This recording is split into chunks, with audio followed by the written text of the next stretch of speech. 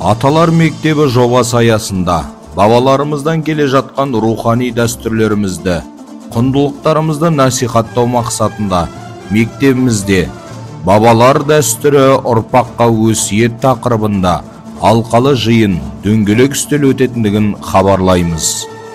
Жиынымыздың қонағы Қазақ халық шежіреші ақыны, халықаралық жазушылар одағының мүшесі, Жаңаөзен қаласының құрметті азаматы Қаржаубай Қажы Рейімбайұлы және Маңғыстаудың жеті қайқысының жалғасы айтулы жыр жампоздарының жауһарларын бізге жеткізуші жыршы Мақсат Аяпов қонаққа келеді.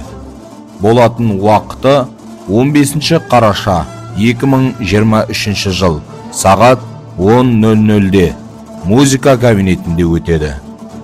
Рухани дәстүрімізді дәріптейтін, құндылықтарымызды құрметтейтін жиында жолығайық.